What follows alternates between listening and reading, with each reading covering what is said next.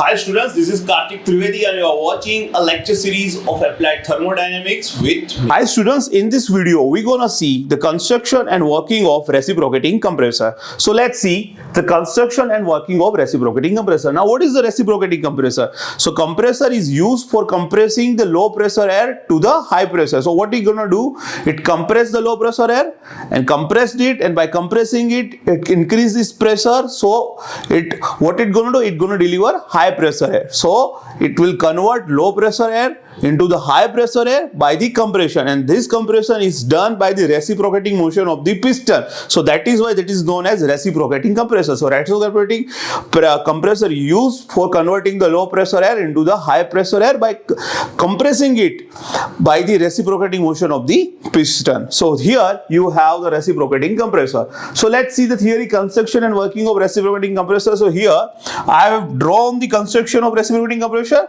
and now I'm gonna show you the working of reciprocating compressor. So first let us understand the construction. So here you have the suction valve and delivery valve. Now this valve is operated through pressure difference. So they are automatically operated. Whenever there is some pressure difference is generated, then automatically the suction valve is open, and when there is some pressure difference generated, then automatically the delivery valve will open. So it will open and close according to the pressure difference. Okay, so these are the automatically operated with the help of pressure difference. So these are the automatically operated. Okay, so this is operated with the help of pressure difference. So whenever some pressure difference, there will be the pressure difference between inside and outside, and then that is how they open and that is how they close. So these are the suction valve and delivery valve.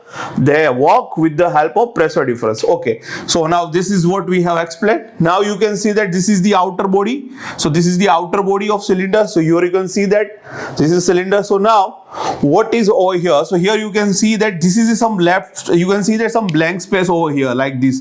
This is known as water jacket. Also here you have some blank space over here. This is known as water jacket. So inside it there is a water. Why that is used? Because here you can see that continuous reciprocating motion of piston is happening over here. So what will happen? The friction will be happen, and that is due to the heat will be generated. So for the cooling purpose of the cylinder, so for the cooling purpose that you have the water jacket over here. So that is the purpose of the water jacket over here.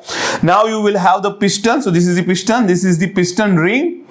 Now this is the connecting rod, this is the crank, this is the crankshaft. So rotary motion of the crankshaft will be converted into the reciprocating motion of the piston, and also here you can see that this is the flywheel. So flywheel is provided. So these are the construction of the reciprocating compressor. Now let's see the working, how they work. So what will happen whenever first what will happen during the suction, what will happen? This piston suction process, during this piston will goes down, so that what will happen? The vacuum will be created, so that now the pressure difference is happening between outside and inside due to the vacuum which is created inside the cylinder. Why? Because this piston is moving downward, so vacuum is created and outside the pressure is more. So what will happen? There is a pressure difference between inside and outside. So what will open? Suction valve will open, and now the air will be enter. Okay, so as the piston goes down, air will be enter. So now air is enter. Now what will happen? Now piston reaches to the downward position. Now piston will start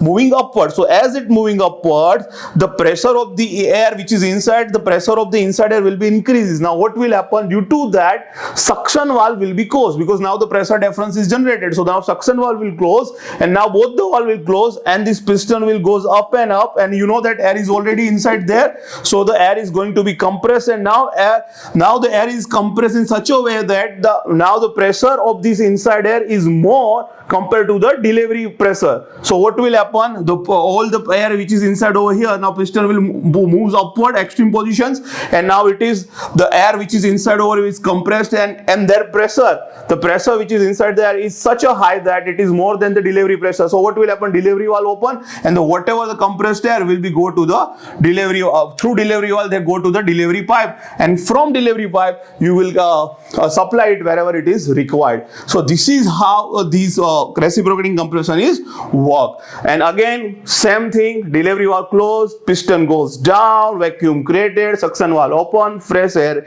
fill, and the whole cycle is going to be repeated. Here I have drawn the one simple PV diagram over here. So here you can see that 4 to 1, which is suction process over here. Then the compression take place and then the delivery take place. Now some of you might have questions, sir, why this is not closed cycle? This is not closed cycle because here the air is not circulating again and again. Fresh air comes, compressed and then goes out. Then another fresh air comes. So it will be open. It is not closed that one air is again recirculating. No, it is not like recirculating. Another time fresh air will come. So it is open cycle. Once whatever the air utilized, it will go to the delivery valve. Now that air is not going to use again. Okay, so that is why it is open cycle. So it will be something like this. Okay, so this is suction, this is compression, and this is the delivery. Okay, so this is just simple PV diagram. So actually in MSc 1 we have only keep in syllabus only construction and working of reciprocating compressor. We have only keep the construction and working of centrifugal. Also we have kept the construction and working of axial. So we have just keep it up to over here in MSc 1. But in MSc 2 we will go deep into all this topic. Okay, but up to MSc 1 we will just discuss about the construction and working of this. Okay, so now here is the use of the compressor. So compressor is used in refrigeration for compressing the refrigerant. You have used in the gas turbine power plant, filling the air in tires, spray painting, sand blasting, blast furnace. These are the simple application of the compressor. So these are the just construction and working of reciprocating compressor. Okay, now we're gonna see construction and working of centrifugal compressor. So now this is the theory. So here you can say that the construction diagram of centrifugal compressor, and also here the pressure and velocity variation in centrifugal compressor. So let us start this theory, which is construction and working of centrifugal compressor. So what is centrifugal compressor? So here the centrifugal compressor compresses the fluid by the centrifugal force, which is imparted which is given by the circulating vanes, or you can say by impeller. Okay, so now how exactly it working over here? What is impeller? Let us understand one by one. So here the compression process is taken by the centrifugal force. Okay, so that is what is not centrifugal compressor. So compression with the help of centrifugal force, that is called centrifugal compressor. So now let's see over here. So this is, you can see the outer body. This is outer body. You can see this is outer body. This is known as volute casing. This is the volute casing. You can see that, and you can see that the volute casing is such that from here to here, if you go from here to here, you can see that area is increasing. You can see that the area is increasing. Again, this is the volute casing. You can see the outer body. This is the volute casing. So you can see that this is the volute casing. You can see that this. So space, you can see that this space, as you move forward and forward, you can see that area is increasing. So this is the volute casing. So this is the most outer part of centrifugal compressor. Then you will go, then you can see that this one and these two, this is the diffuser ring. You can see that this is the diffuser ring. You can see like this. This is called diffuser vane. Vane means blade. When I say vane, that means blade. So these are not rotating part. I will mind you, this is not rotating part. This is a static part. You can see that this is diffuser vane. This is diffuser vane. This is diffuser vane. This is diffuser. So total one diffuser ring. You can see that one total diffuser ring. So this is the static part. This is not rotating part, this is state. So it's just the static part, mind you. Now what is rotating part? So rotating part is impeller. So you can see this impeller over here. Yes, this impeller. 1, 2, and you can see the blade over here. So this part is rotating. This is known as vane. Vane means blade. So here I have written, this is the impeller. You can see this ring, which is having a blade over here. Okay. So this and having blade. Okay, so this is not impeller vane, and this is the shaft. Okay, again, this is the shaft, this is the ring, inner ring, outer ring, and having blades, or you can say vane. So this is impeller. Then these two ring, this ring, and having guiding vanes. So this is diffuser. So this diffuser is a static part. This is static part. This is not moving. And this outer space, this is the space, is called volute casing. Okay. Now this diffuser vane, you can say that this diffuser vane. Now what is happening? Actually this impeller vane, you can see that this blade, this is a impeller. Okay. So this, when I say impeller, means this I'm doing rotating part with blade. I'm talking about the rotating part with the blade. So this is impeller vane. van means blade, okay, and this is the, you can see that from here, you can say this is the eye, this whole circle is eye, from where is air is going to be entered. So air is going to be entered from the here, that is called impeller eye. So this is the impeller eye, from where air is going to be entered in axial direction. So this is the axial direction, this is the shaft which rotate this impeller, so centrifugal force is going to be act. So this is the impeller eye, from where the air is going to become in axial direction. Then what will happen, as this impeller will start rotating, the air is coming in axial direction, but then after it goes radially outward by centrifugal direction. So axial air which will be going into the radial direction with the action of this centrifugal force. So it will goes like this, it will goes like this, it will goes like this, it will goes like this, okay. And after that, this is, you can see the guide van. So what it will do, it will just give the passage, or it will give the direction to the air. So like this, it just guides the air.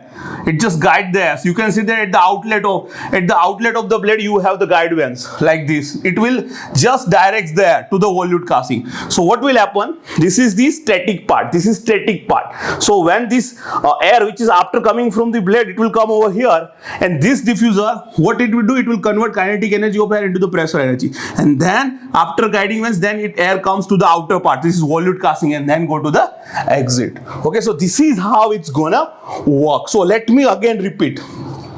So this is the cross-sectional view of centrifugal force. This is a side view of centrifugal compressor. So you can see that this is the shaft. This is the air, you see this eye, you can see this impeller eye. So from here air will come inside. So this is air come inside. So let me go to the over here, pressure velocity variation. Now what is happening over here, you can see that this is the air intake. So you can see that here the area is reduced, where air is entering, area is reduced. So you know that Q is equal to AV. So you know that Q is equal to AV. Whenever the area reduce, velocity will be increased. So whenever it entering, air enters, so you can see that this is the area is reduced over here whenever the air enter. Okay, this is something like nozzle type. Okay, so you can see that area is reduced. So area is reduced, so you can see that velocity increase. So you can see that inlet casing, you can see that the area is reduced, so velocity is going to be increased. How? Because Q is equal to AV. When area reduce, velocity increase. So that's why inlet casing, you can see the velocity increase. And when velocity increase, you can see that the pressure will be decreased. So always remember velocity and pressure. When velocity decrease, pressure will be velocity increase, pressure will be decreased. So here pressure will be decreased. Now what would happen? Now it go to the impeller. So now when it goes to the impeller, and you know that impeller is rotating, so centrifugal force is acting on the air. So what will happen? Its kinetic energy increasing, but at the same time you can see the centrifugal force acting. So pressure is also going to be applied onto the air. So that's why this is the rare portion where you can see that velocity is also increased and pressure is also increased. Because sir, you have told over here whenever velocity increase, pressure decrease, but why here velocity is also increased and pressure is also increased? That is because just because of the centrifugal force is going to be applied by the impeller. So what will happen? Kinetic energy is also provided, and also by centrifugal force pressure is also going to be provided. So that's why kinetic and pressure both are increasing. Okay, now when it goes after that, it will goes to the diffuser. You can see that diffuser. So the function of this diffuser, what will it will guide this air. So what will happen? This is the static part. So diffuser will convert kinetic energy of air into the pressure energy. So it will coming over here. So in diffuser section, you can see that kinetic energy is converted to pressure energy. So kinetic energy reduce, pressure energy increase. So that's why you can say diffuser velocity reduce, pressure increase. Okay. Now after guide vans, it come to the volute casing. So when it comes to the volute casing, you can see that in volute casing, as you go further and further, area is increasing. As you go further and further, area is increasing. So what will happen? Area increase, velocity decrease, and pressure increase. So that's why you can see that in volute casing, velocity decrease and pressure increase. So this is how it's gonna be work over here. Okay, so that's why you will see that inlet casting, again inlet casting, you said that area is reduced, so therefore velocity increase, pressure decrease. Then come impeller, kinetic energy provided, also centrifugal force is acting, so that's why velocity and pressure both increase. Then it goes to the diffuser. So you know that the function of diffuser is convert kinetic energy into pressure energy. So velocity decrease and pressure increase. And then it goes to the outer part, volute casing. So in volute casing, you can see that the space is more as you go further and further, space is more and more. So what area increases, velocity decreases, so pressure increases. So velocity decreases, pressure increases. So this is how pressure and velocity will be work. So this is the variation in pressure and velocity in centrifugal compressor. This is how it's gonna work. So this is how centrifugal compressor work. Now we're gonna see construction and working of axial flow compressor. So this is the construction and working of axial flow compressor. So before we start axial flow compressor, here the compression take place parallel to the axis of the compressor. So that is why this is known as axial flow compressor. Sometimes they ask in the exam why aircraft using axial flow compressor, because this axial flow compressor is having a highest efficiency. It creates higher pressure and also it provides a higher thrust. So in aircraft you require high pressure, high thrust and high efficiency. That is why they're used in the aircraft. So the purpose of using this axial process, because they are creating high pressure and provides higher thrust that is required in the aircraft. So you can see that in aircraft you can see the usage of axial flow compressor over there. Now let us start the construction and working over here. So you can see that this is the air intake.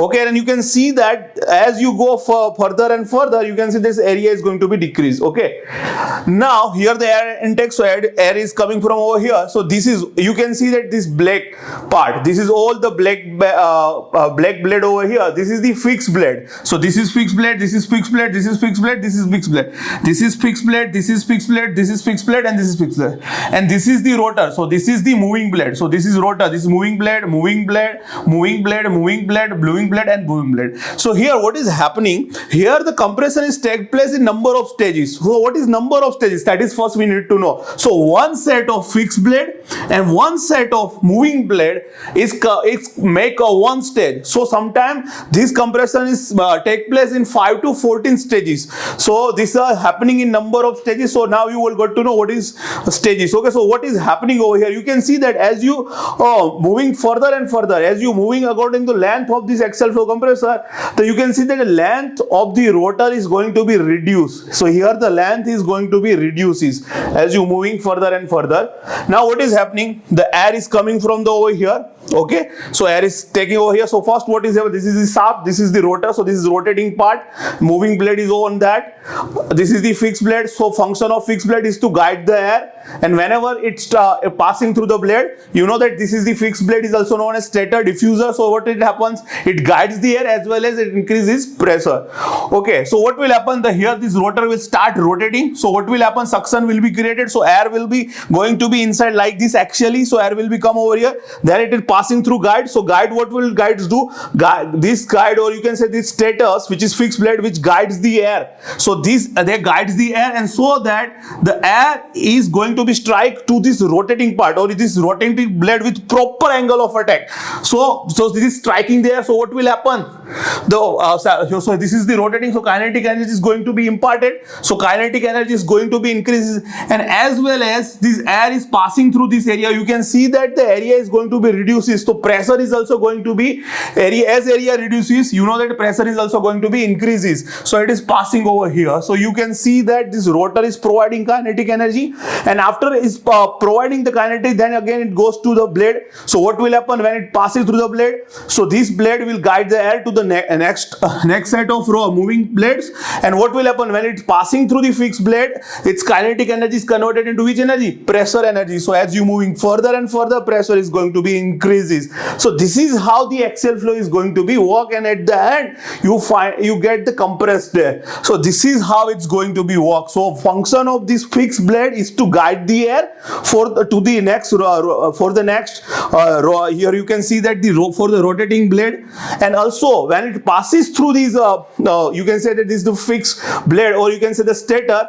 What will happen? The kinetic energy of air is converted into the pressure energy. So this is how it's going to be work. So there are the number of stages in which the compressor is going to be take place, and at the exit you will get the compressed air. So here you can see the pressure and velocity variation. So this is the moving blade, this is fixed blade, this is moving blade, this is fixed blade, this is moving blade, and this is fixed blade. So you can see that this is a pressure. Pressure is going to be continuously increases. Why? Because you can see that the passage is continuously decreasing. This is something like this. Okay, this is something like this. And also you can see that as you move further, the length of rotating blade is also the less. So what is happening as this pressure is continuously decreasing? You can see that pressure is going to be continuously increasing. So pressure is going to be continuously increasing like this. Okay, and what will happen about the velocity? So when it passes through the moving blade, you know the kinetic energy imparted, so velocity increase. When it goes to the fixed blade, you know that what fixed blade do, it will guide the air, and what will happen? Kinetic energy converted into the pressure energy. So at the fixed blade, velocity decrease, again it goes to the moving blade, velocity increase, again fix, decrease, again moving, increase, and again fix, decreases. So this is how the axial flow compressor is going to be work. So this is the construction and working of axial flow compressor. So I hope you will like this video. Have a nice day. Bye bye.